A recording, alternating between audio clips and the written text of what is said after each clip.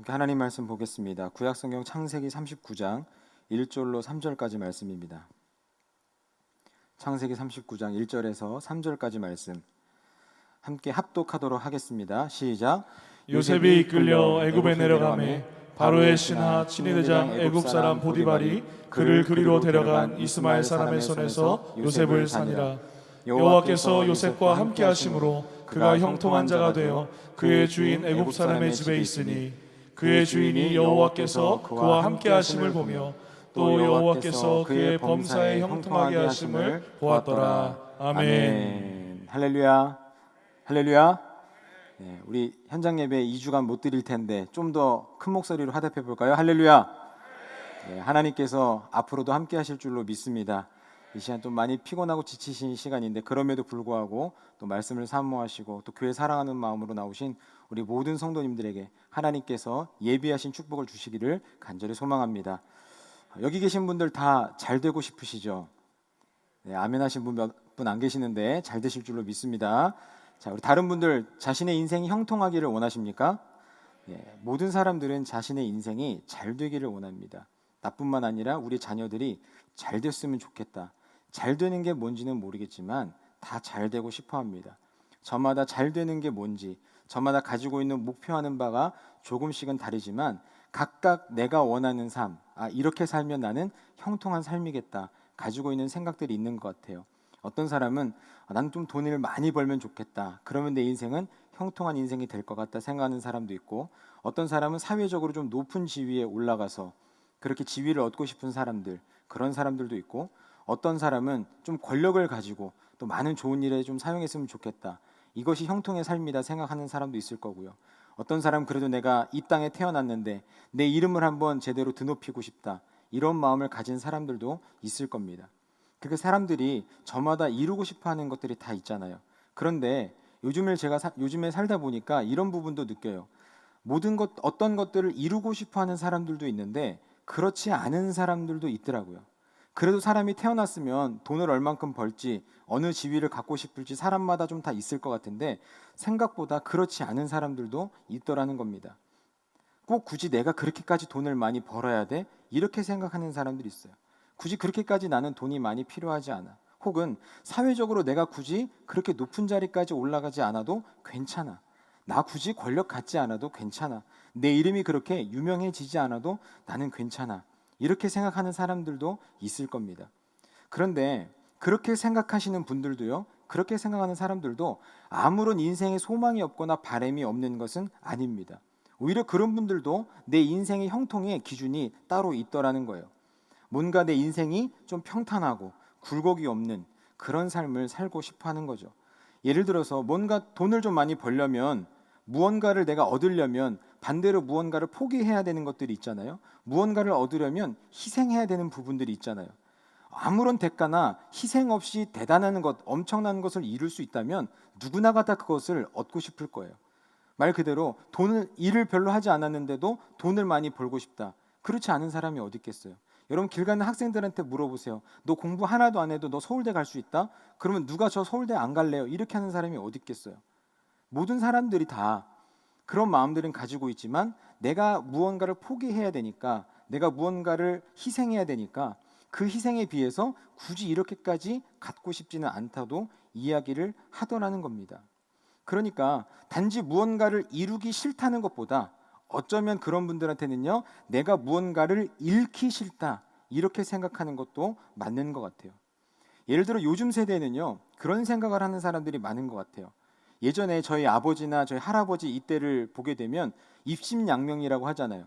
그러니까 이 세상에서 태어났으면 무언가 좀 성공하고 무언가를 이루는 것에 대해서 그래도 꽤 많은 관심이 있었습니다. 그래서 많은 분들이 도전하고 진취하는 진취적인 삶을 살았던 분들이 참 많은 것 같아요. 그러다 보니까 예전 저희 아버지도 그러셨지만 많은 분들이 새벽부터 밤늦게까지 아주 야근을 밥 먹듯이 하신 분들이 참 많이 계시리라고 생각이 되어집니다. 그렇게 해야만 성공할 수 있으니까, 그렇게 해야만 내가 무언가를 이룰 수 있으니까. 그러다 보니까 그렇게 살아가시는 많은 분들이 때로는 가정을 조금 소홀히 하게 될 수도 있고, 다른 어떤 인간관계에 있어서 어려움이 겪는 분들도 많이 계시는 것 같아요. 그런데요, 요즘 세대에는 무언가를 많이 이루기보다는 소소하게 내 가정을 잘 돌보고 내가 가지고 있는 작은 것, 가족 간의 화평, 이런 것들을 소중하게 생각하는 분위기가 참 많아졌습니다. 어쩌면 이것이 좋을 수도 있는데 어쩌면 이러다 보니까 어떤 분위기가 생겨나냐면 굳이 새벽부터 밤늦게까지 일을 하지 않아도 괜찮은 거예요. 새벽부터 밤늦게까지 일하고 정말 일에 올인하고 매진을 해야만 뭔가 인간적으로 직장에서 성공을 거둘 수 있는데 굳이 요즘 젊은 사람들을 보면요, 굳이 그렇게까지 안 하겠다는 거예요. 내가 어떤 직장에 새벽부터 밤늦게까지 올인해서 무언가를 이루어 보겠다, 이것보다 적당히 벌 만큼 벌어서 내 가족들 챙기고 가족들하고 소소하게 알콩달콩 살아가고 싶다. 다시 말해서 무언가를 내가 잃어가면서까지 무언가를 이루기보다는 그저 내가 세상만큼의 성공은 갖지 않더라도 평탄한 삶을 좀 살고 싶다. 가정을 잘 이루면서 살고 싶다. 그것이 자신의 작은 소망이다. 이렇게 말씀하시는 분들도 참 많이 있는 것 같습니다. 요즘 세대의 분위기가 그렇다 보니까요, 미래에 대한 어떤 꿈이나 그런 환상이나 성공에 대한 것들보다 앞으로 내가 어떻게 하면 조금 더 평탄하게 잘 살 수 있을까, 평온한 삶을 살 수 있을까, 평안한 삶을 살 수 있을까, 이런 부분들에 관심을 갖습니다. 다시 말해서 지금 내가 무엇을 이루는 것보다 10년 뒤, 30년 뒤, 40년 뒤까지 장기적으로 내다보고 삶을 살아가고 준비하는 사람들이 생각보다 많다는 거예요. 이게 무슨 말이냐면요, 무언가 어떤 원대한 꿈을 가지고 도전하기보다 조금 더 확실한 미래, 조금 더 안정적인 미래를 선택하고 준비하더라는 겁니다. 제가 얼마 전에 한 학생에 대한 이야기를 들었는데요. 고등학교를 자퇴하고 검정고시를 본 친구가 있다는 거예요. 그 친구가 고등학교를 자퇴하고 검정고시를 본 이후에 그 다음에는 공무원 시험을 준비하겠다, 이런 플랜을 가지고 있는 겁니다.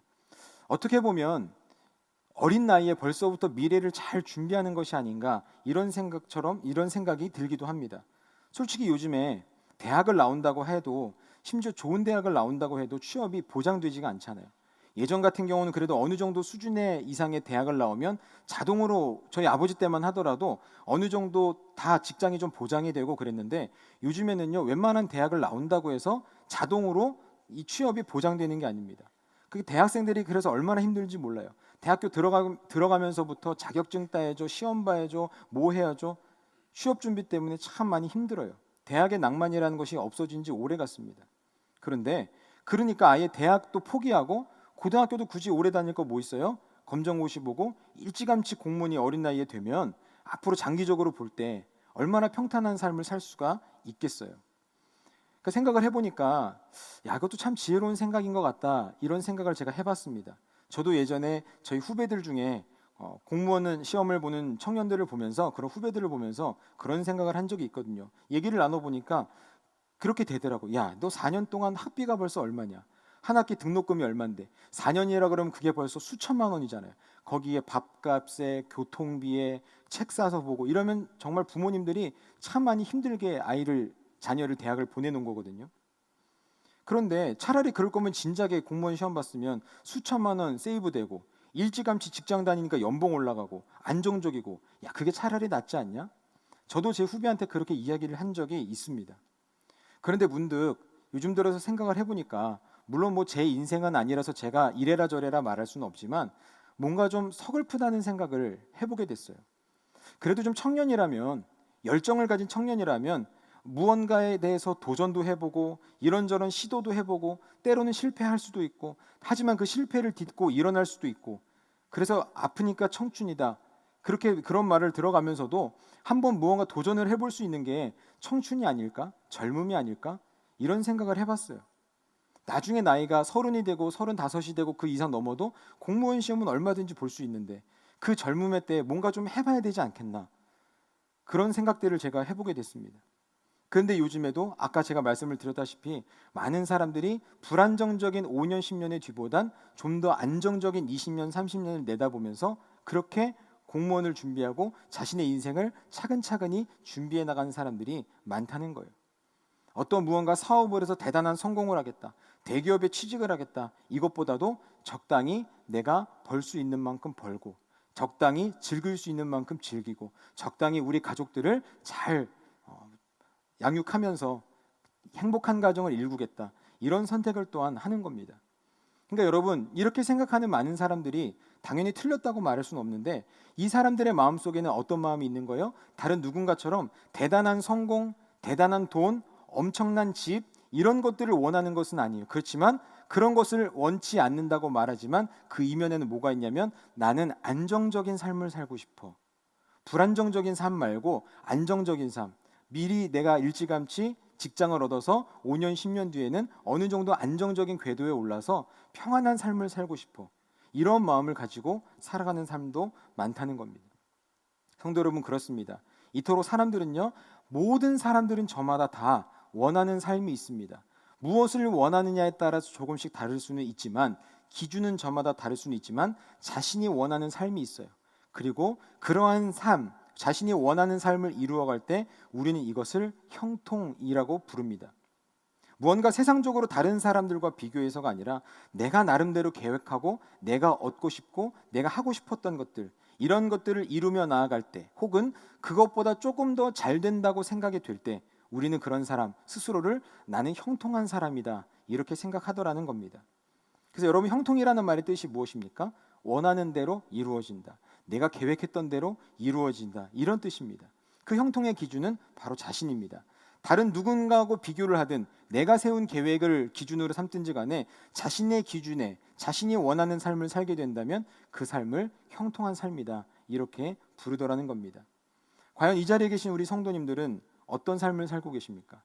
여러분들의 삶을 되돌아볼 때, 자신의 삶을 되돌아볼 때 과연 내 삶은 형통한 삶이라고 말하실 수가 있습니까? 다시 말해서 여러분들께서 생각했던 대로 100%는 아니다 할지라도 어느 정도 내가 구상하고 내가 꿈꾸었던 그러한 대로 여러분들의 인생을 살고 계시냐는 겁니다. 형통의 삶이라면 말대로, 그 말대로 잘 되는 인생, 내 인생의 만족스러운 인생일 텐데 여러분들의 인생은 만족스러운 인생이냐는 겁니다. 오늘 본문의 말씀을 보면 우리가 잘 아는 요셉이라는 사람이 나오죠. 이 요셉에 대해서 성경은 이렇게 말합니다. 요셉이 그가 형통한 사람이 되어, 이렇게 이야기하고 있어요. 다시 말해서 요셉은 좀 전에 제가 말씀드렸던 것처럼 형통한 사람, 생각대로 되는 사람, 잘 되는 사람, 그 요셉이 형통한 사람이라고 이야기하고 있습니다. 그런데 오늘 말씀이 기록된 당시 이때의 요셉의 상황이 어떤가 하면 형들이 자신을 팔아서 노예가 되어서 애굽으로 끌려와 있는 상황입니다. 지금까지 태어나서 어쩌면 한 번도 느껴본 적이 없는 그런 고통의 시간을 보내고 있는 사람이 요셉이라는 거죠. 다른 누구도 아닌 가족, 그 가족의 형들이 나를 팔았다는 실망감, 그리고 또 배신감이 있지 않겠습니까? 또한 그토록 나를 아껴주고 예뻐해주던 그 아버지를 더 이상 만날 수 없다는 좌절감이 있을 거예요. 뿐만 아니라 아무도 아는 사람이 없이 홀로 남겨진 듯한 그런 외로움을 가지고 있습니다.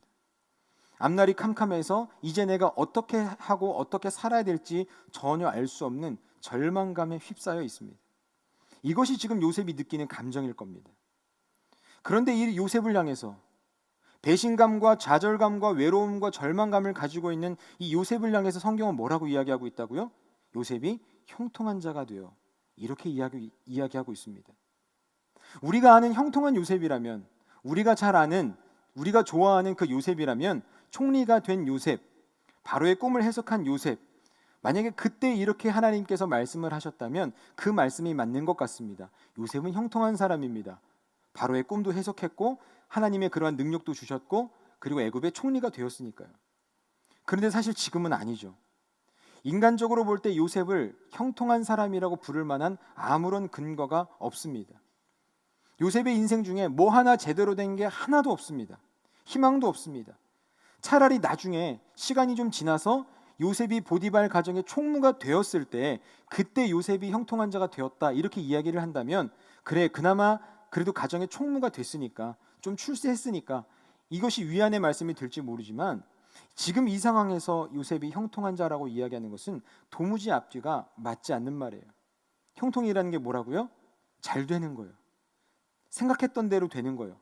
뜻한 대로 되는 거예요. 언제 요셉이 형들한테 배신당할 거라고 계획한 적 있습니까? 언제 요셉이 그렇게 되고 싶다고 했습니까? 언제 요셉이 애굽으로 팔려가고 싶다고 얘기했습니까? 요셉은 생각조차 안 해봤을 거예요. 그런데 자신의 뜻대로 된 것은 하나도 없는 이 요셉에게 하나님은, 성경은 이렇게 말씀합니다. 그가 형통한 자가 되었다. 이렇게 말씀하고 있어요. 성도 여러분, 이 말씀은요, 나중에 요셉이 총리가 될 것이기 때문에 적어놓은 게 아닙니다. 나중에 요셉이 가정의 총무가 될 것을 예견해서 적어놓은 것도 아닙니다. 성경에서는 이렇게 말씀하고 있습니다. 여호와께서 요셉과 함께 하심으로.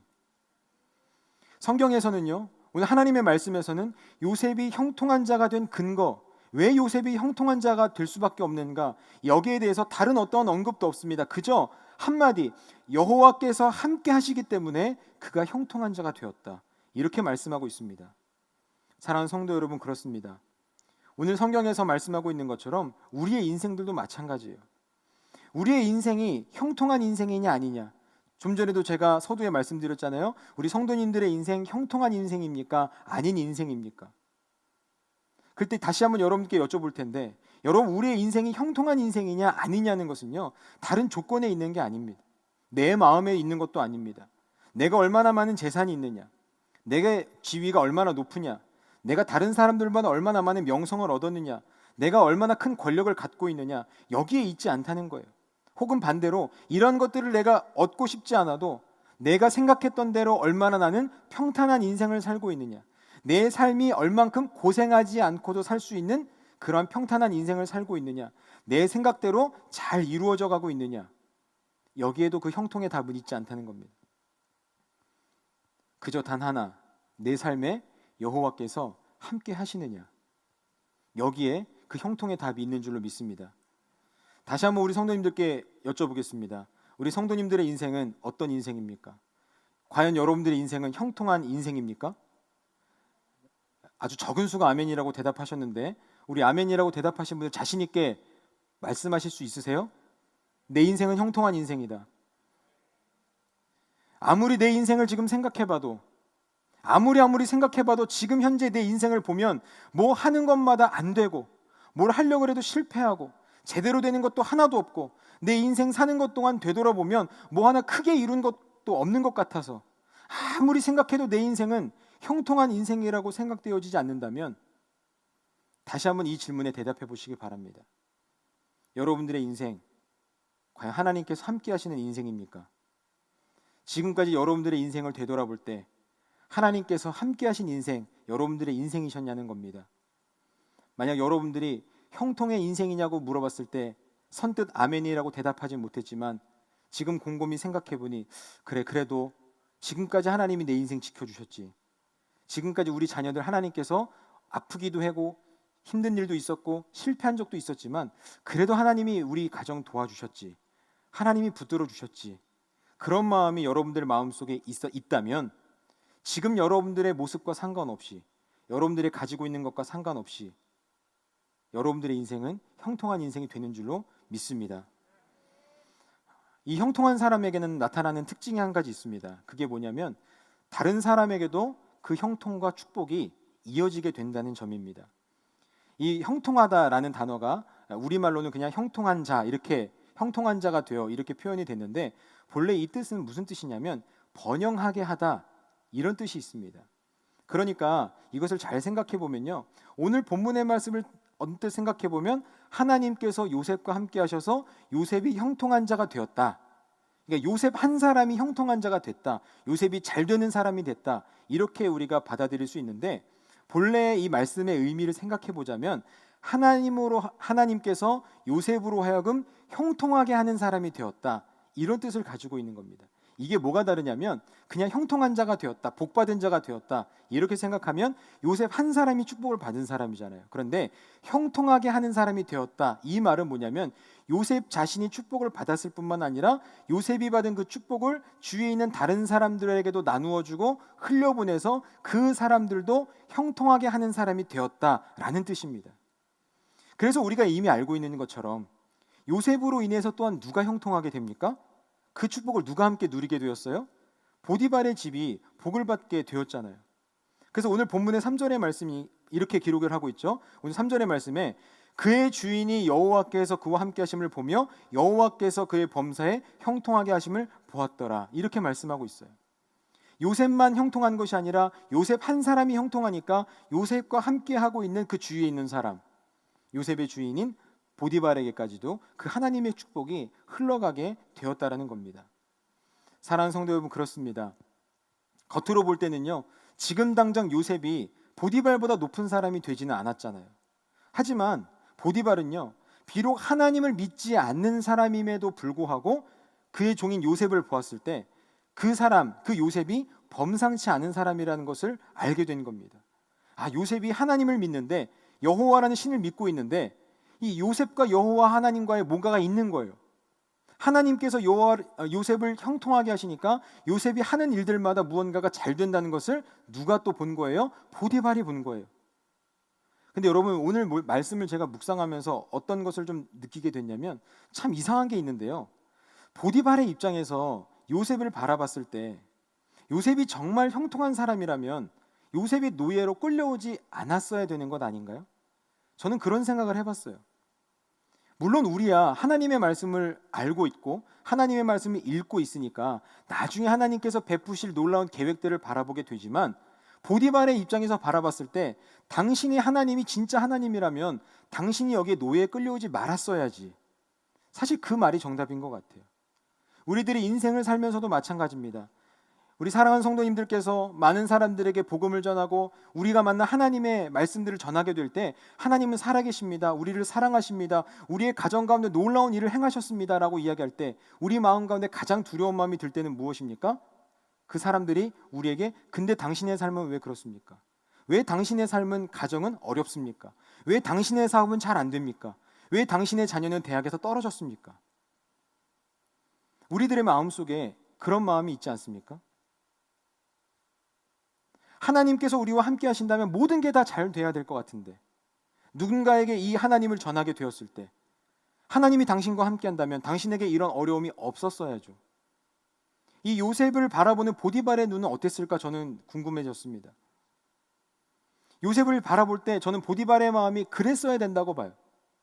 당신이 하나님께서 형통한 자라면 이 노예가 되지 말았어야지. 끌려오다가라도 탈출했어야지. 하나님이 그렇게 인도하셨어야지. 그런 마음이 들 수도 있을 텐데 그럼에도 불구하고 보디발은 달랐습니다. 아, 이 요셉이란 청년, 비록 내 가정의 노예로 있지만, 다른 나라 사람이지만, 그 출신을 제대로 알 수도 없는 사람이지만, 그럼에도 그가 여호와라는 신이 함께 하는구나, 그 비범함을 보게 되어서 총무의 역할을 맡게 된 겁니다. 이런 면을 볼 때 보디발도 보통 사람은 아니구나, 이런 생각이 들더라고요. 사랑하는 성도 여러분, 그렇습니다. 우리가 정말 형통한 사람인지, 우리가 정말 믿음이 좋은 사람인지, 내가 정말 하나님께서 함께 하시는 사람인지를요, 우리가 교회에서 혹은 교회 모임이나 봉사하는 자리에서 나타낼 수 있고 보여줄 수도 있어요. 그런데 여러분, 우리 믿는 사람, 그리스도인들의 삶, 믿음을 보이고 하나님께서 형통하신 사람의 삶을 보이는 것은 교회 안에서만 나타나는 것이 아닙니다. 하나님을 믿지 않는 사람, 하나님을 모르는 사람들에게도 우리는 나를 통해 어떻게 하나님께서 형통케 하시는지 그 믿음을 보여줄 수 있습니다. 비록 우리가 지금 당장 힘들고 어려운 일들을 겪고 있지만 그럼에도 불구하고 하나님께서 나와 함께 하시기 때문에, 내가 생각했던 대로 모든 것이 이루어지지 않더라도 우리 하나님이 지금 나와 함께 하시기 때문에 이 세상의 조건과 상관없이 우리는 믿지 않는 사람들에게 복음을 전할 수 있는 겁니다. 그래서 우리 입술 속에서 그런 고백이 나올 수 있어요. 그래요, 우리의 자녀가 내 생각된 것만큼 잘 자라지 못했습니다. 그래요, 내 사업이 내가 생각했던 것만큼 그렇게 풍성하게 되어지지 않았습니다. 그래요, 내 직장의 직위가 내가 생각했던 것만큼 높이 올라가지 않았습니다. 그럼에도 나는 형통한 사람입니다. 왜냐하면 나는 하나님과 함께하는 사람이기 때문에 그렇습니다. 그렇게 고백하게 되어질 때 세상에 있는 많은 사람들이 과연 저 사람에게 있는 그 하나님은 무엇이길래, 돈도 나보다 없고 세상의 지위도 나보다 낮고 나보다 더 가진 것도 없는데 그 사람 마음은 자신을 형통한 사람이라고 하는가? 과연 그 사람을 형통하게 하는 것은 무엇인가? 그 궁금함을 던지게 되고 그때 그들도 살아계신 하나님을 만나게 되는 놀라운 복음의 역사가 나타나게 될 줄로 믿습니다. 사랑하는 성도 여러분, 전 이 자리에서 함께 우리 예배드리는 우리 모든 성도님들께서 형통한 삶을 사시기를 축복합니다. 과연 형통이라는 것, 잘 풀리는 것, 잘 되는 것이 과연 뭘까요? 지금 우리 성도님들께서 생각하시는 것, 나는 이런 형통의 축복을 받았으면 좋겠다. 하나님이 함께 하시기 때문에 내 인생 꼬였던 것들, 이런 것들이 잘 풀렸으면 좋겠다. 과연 어떤 것들이 잘 풀리기를, 잘 되기를 바라고 계십니까? 저는 이 코로나 시기를 겪으면서 목회자로서 참 많은 생각을 하게 되고 제 사역의 시간들을 되돌아보게 되는 것 같습니다. 제가 곰곰이 말씀을 준비하면서 생각을 해보니까 제가 말씀을 전하러 설교하기 위해 이 자리에 올라올 때마다 중등부 얘기를 거의 빼놓지 않고 말씀을 전하는 것 같아요. 특별히 수련회에 대해서 참 많이 말씀을 드리는데 제가 생각을 해보니까 문득 그런 생각이 드는 겁니다. 굳이 수련회 하나 때문에 저렇게까지 유난을 떠는가? 성도님들 중에 그렇게 생각하시는 분들도 혹 계시지 않을까?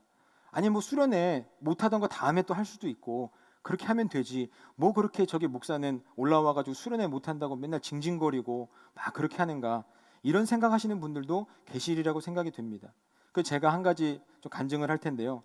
제가 우리 교회, 우리 용인제일교회 부임하기 직전 교회에서 사역을 할 때 그때 교구만 좀 담당을 해서 사역을 했었습니다. 물론 그 전에는 제가 중등부 사역을 적지 않게 했지만 근데 꼭 교구 사역을 하는데 5월달, 6월달만 되면 그 전에 같이 중등부에서 사역하던 그 청년 한 명이 꼭 연락을 해요. 꼭 5월, 6월만 되면 저한테 전화를 합니다. 그러면서 하는 얘기는 그래요. 목사님 수련회 준비하느라고 너무 힘들어요. 또 수련회 끝나고 바로 선교 준비해야 되는데 너무너무 힘들어요. 시간도 없어요. 체력이 다 떨어져요. 그런 하소연을 하는 거예요. 근데 그런 전화를 받을 때마다 문자를 받을 때마다 저는 그 청년이 너무 부러운 거예요. 제가 교구만 하다 보니까 중등부에 대한 사역에 대한 그리움도 있고 참 재밌게 좋은 선생님들과 함께 지냈던 그 추억, 그 사역의 때가 그립더라고요. 그러니까 저도 모르게 야, 너 너무 좋겠다. 수련회도 준비하고 선교도 준비하고 얼마나 좋냐. 7, 8월 시간 금방 가겠다. 너무 좋겠다. 그랬더니 그 청년은 제가 빈말로 하는 줄 알고 목사님 놀리지 마세요. 저 진짜 힘든 거예요. 막 얘기를 하더라고요. 근데 여러분 저는 실제로 정말 그 시간이 너무 부러웠거든요. 정말 너무너무 부러웠거든요. 이렇게 대화하고 하는 중에 하나님께서 특별히 또 우리 좋은 용인제일교회를 인도하셔가지고 제가 우리 중등부에서 마음껏 사역할 수 있는 기회를 하나님께서 또 담임 목사님을 통해서 이 자리를 열어주셨어요. 그래서 제가 처음에 우리 교회 왔을 때 얼마나 신나고 재밌었는지 몰라요. 저희 아내가 그러더라고요. 세상 행복은 다 가져간 것 같다고. 그렇게 행복해 보일 수가 없다고. 그래서 제가 여보 나 좀 피곤해 보이지 않아? 힘들어 보이지 않아? 이렇게 물어보면요. 난 행복해 보여. 너무 좋아 보여. 이렇게 이야기들 하더라고요. 오랜만에 한 2년, 3년 만에 제가 우리 중등부 학생들하고 수련회도 하고 너무너무 좋은 거예요. 이게 어떻게 사실 너무 좋은데 우리 성도님들한테 이해가 될 수 있도록 고민해봤는데 그때 말로는 표현이 안 되는데 하여튼 너무 좋은 거예요. 너무 좋은 거예요. 그런데다가 우리 교회가 이제 2019년 9월 달에 역북동으로 이전하게 되면서 담임 목사님께서 이제는 중등부, 고등부도 해외 단기 선교도 준비해라 또 그러시는 거예요. 제가 이전에 중학생들 데리고 단기 선교 갔던 사진들을 막 보면서 막 꿈에 막 부풀어 있었던 거예요. 야 너무 좋겠다. 7월 달에 수련회하고 8월 달에 선교 가면 세상 이렇게 행복한 게 어딨나. 너무 신나가지고 들떠가지고 막 기대감이 생기고 선교 가면 이렇게 해야지 저렇게 해야 되지 이런 생각들을 막 하고 있었는데 그러던 중에 우리 성도님들 잘 아시는 뭐가 터진 거예요? 코로나가 터진 거예요. 작년에 여름 수련회도 못했고 올해 겨울 수련회도 못했고 이번 여름 수련회도 그토록 기도하면서 기대하고 준비했는데 사실 지금도 어찌 될지 모르는 그런 상황입니다. 제가 이전에 있는 교회에서 하나님 앞에 기도했을 때 하나님 제가 정말 이런 사역을 하고 싶습니다. 하나님께서 이런 이유로 저를 이곳에 부르셨다면 우리 교회를 부르셨다면 제가 정말 신나고 재미있게 사역할 수 있어서 너무너무 감사합니다. 그런 기도의 제목을 가지고 있었거든요. 그런데 엊그제 금요일에 4단계 발표가 났어요. 저는 한 번에 4단계로 갈 줄 몰랐어요. 전문가들이 그렇게 얘기하지만 맨날 전문가 얘기하는 거 다 틀리던데 뭐. 그래도 가봐야 3단계 정도 될 거야. 3단계면 완전 비대면은 아니니까 그래도 해야지. 제 생각에 3단계에서 한다 그랬으면 우리 담임 목사님 분명 허락하셨을 거예요. 그래 해봐. 담임 목사님 맨날 그러시거든요. 목사님 이거 좀 해보면 안 될까요? 해. 이렇게 좀 한번 해보면 안 될까요? 해봐. 그러니까 저는 3단계만 갔어도 어떻게 했는지 하려고 그랬어요. 근데 한 번에 4단계 발표가 난 거예요. 정말 마음이 막 무너졌어요. 이번에는 온라인 등록도 해보고 수련회 주제도 목요일날 다 준비해서 가정통신문도 만들고 찬양 콘텐츠 이렇게 하고 저렇게 하고 우리 본당에서 이런 스크린도 좀 써보고 이렇게 막 기대감이 부풀어 있었는데 우리 임원 친구들한테도 다 얘기해서 아이들이 막 너무 좋아하고 있는데 이런 상황이 또 벌어지게 된 겁니다. 조금 극단적으로 말씀을 드리자면요. 제가 우리 용인제일교회 온 거는 우리 중등부 애들하고 수련회하고 선교하려고 온 거예요. 거의 그게 전부다라고 생각하셔도 크게 다르진 않아요. 지금 물론 다양한 사역들을 하고 있지만 제 마음속에 사실 그게 가장 큰 사역이었어요. 근데 이전에 있던 교회는 교구였기 때문에 중등부를 안 했지만 여기는 중등부인데도 수련회도 못하고 단기 선교를 못 가잖아요. 그러니까 여러분, 제 마음이 어떻겠습니까? 우리 이 자리에 계신 성도님들 제 마음 조금이라도 좀 전달이 되는가요? 별로 공감하지 않으시는 분들도 있네요. 뭐 그런데도 뭐 그럴 수도 있지. 공감해 주신 분들 감사합니다. 조금이나마 위로가 되네요. 제가 심지어 수련회는 고사하고 오늘 예배를 끝으로 당분간 2주간 동안 전면적으로 비대면 예배를 드려야 되는 그런 상황까지 오게 되었습니다. 솔직히 이런 상황에서 금요일날 그 뉴스를 듣게 됐을 때 정말 아무것도 하기 싫더라고요. 기운도 빠지고 화가 나기도 하고 분노가 안에서 막 올라오는 거예요. 그런 모습을 보게 됐습니다. 솔직히 오늘 설교도 진짜 하기 싫었어요. 솔직히 성도님들께 제가 부족한 고백을 하는데 너무 하기 싫더라고요. 그냥 아무것도 하고 싶지 않았어요. 그 정도로 마음이 무너져 있고 힘든 상황에서 계속 하루 종일 한숨만 나오는 거예요. 대책은 세워야 되겠는데 가슴은 답답하고 한숨은 나오고, 그런 가운데 오늘 말씀을 준비하면서 사실 말씀 준비도 안 되고, 아까 좀 전에 말씀드렸잖아요. 설교도 하기 싫더라고. 그렇게 설교까지 하고 싶지 않은 그런 상황인데 제가 우스갯소리로 옆에 있는 다른 목사님한테 목사님 대신 설교 좀 하면 안 돼요? 이렇게 얘기도 한번 했어요.